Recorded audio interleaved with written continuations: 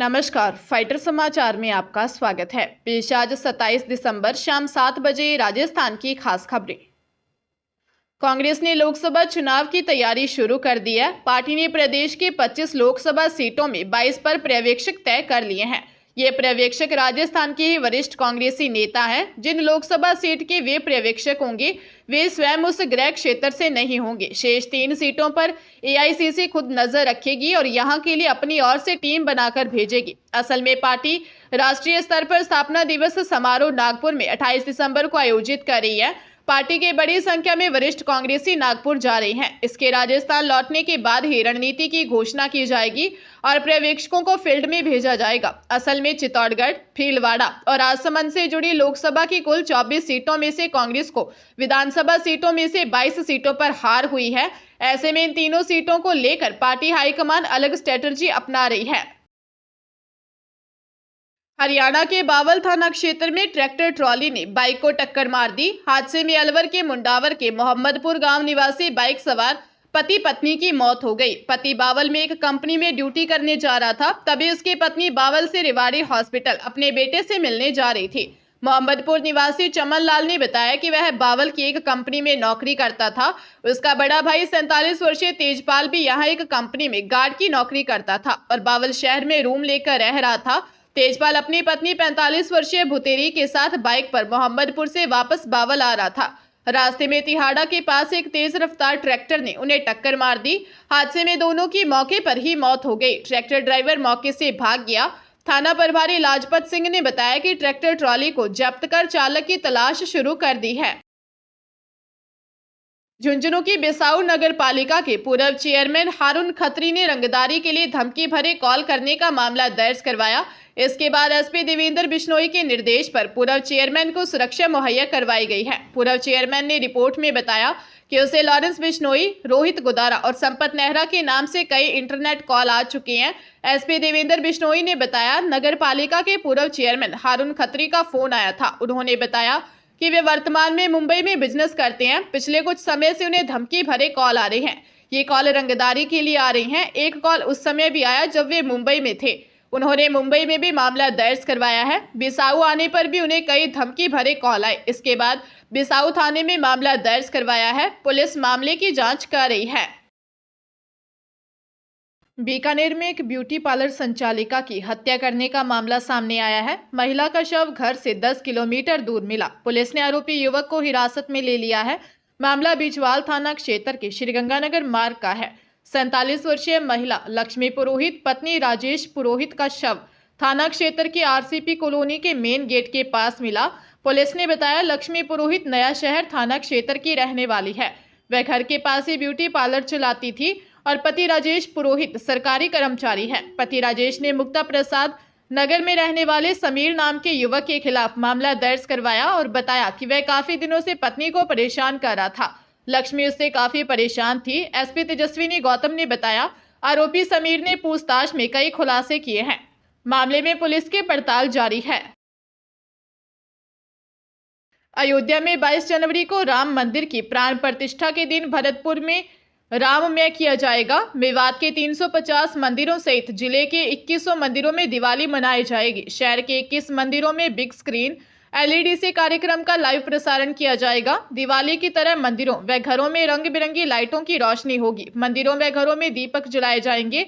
1 से 15 जनवरी तक 3 लाख घरों में श्री राम जन्मभूमि अयोध्या में पूजित अक्षत के साथ पत्रक व राम मंदिर की फोटो वितरित की जाएगी। इसके लिए टोलियां बनाए जाने का कार्य किया जा रहा है।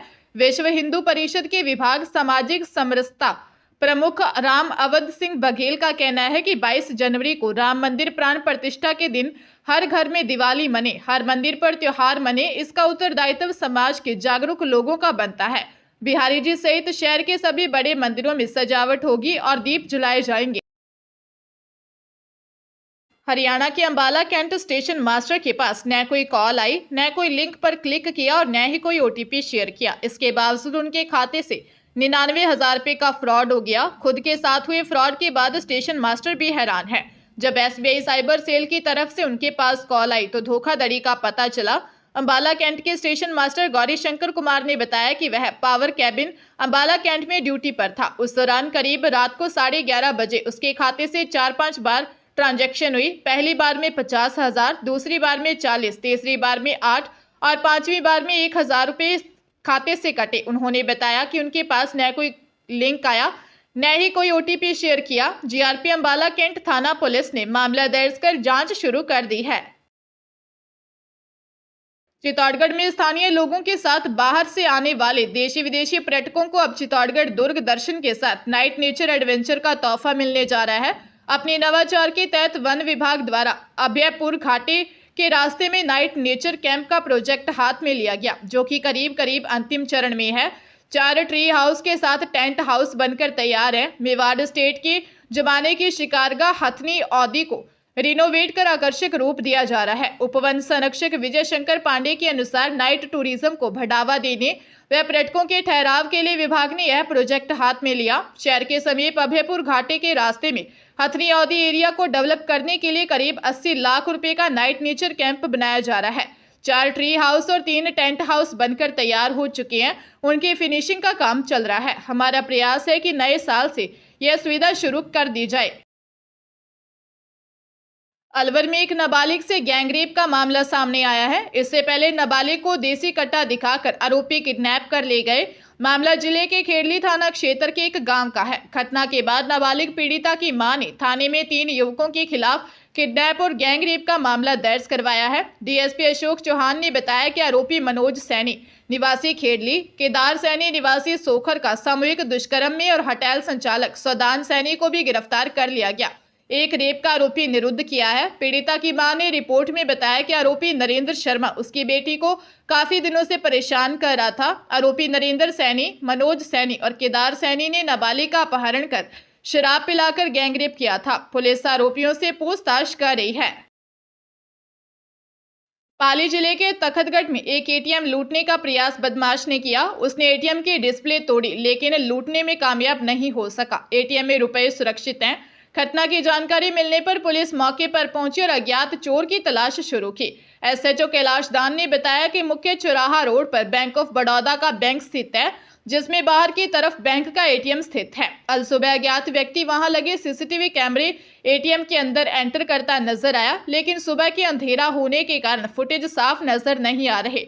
बदमाश ने ATM का डिस्प्ले तोड़ा और ATM से रुपए निकालने का प्रयास किया, लेकिन वह कामयाब नहीं हो सका। बैंक मैनेजर द्वारा ATM को नुकसान पहुंचाने की रिपोर्ट लेकर जांच शुरू कर दी है।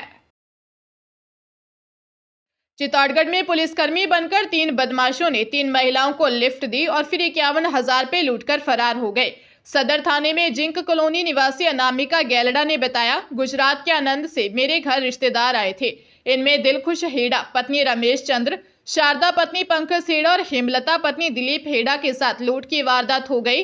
अनामिका के घर रुकने के बाद तीनों महिलाएं कॉलोनी के गेट के पास बस का इंतजार कर रही थी। इसी दौरान एक युवक पैदल आया और खुद को पुलिसकर्मी बताते हुए भीलवाड़ा की बस का रूट पूछा। बातों बातों में युवक ने जानकारी ले ली कि 4 में से 3 महिलाएं बस से कपासन जा रही हैं। युवक ने अपने साथियों को जानकारी दी। कुछ देर बाद एक कार में उसके 2 साथी वहां आए। उन्होंने महिलाओं से कपासन का रास्ता पूछा। इसके बाद महिलाओं को कपासन तक लिफ्ट देने की बात कही।